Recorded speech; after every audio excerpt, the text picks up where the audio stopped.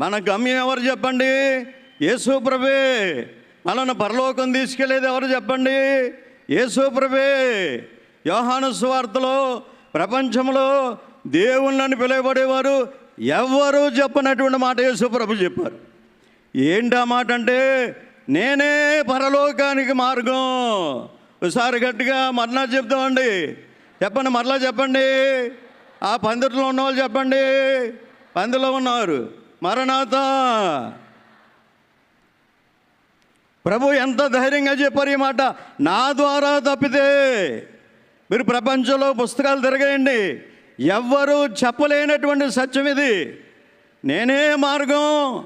రెండవదిగా, నా ద్వారా తప్పితే ఎవరు కూడా పరలోక రాజ్యానికి రాలేరు అని ప్రభు ధైర్యముగా సవాలు చేసి చెప్పినటువంటి మాట. అంచేత క్రీస్తు ప్రభువును స్వీకరించినటువంటి మనందరం కూడా చాలా ధన్యులము. ఎందుకంటే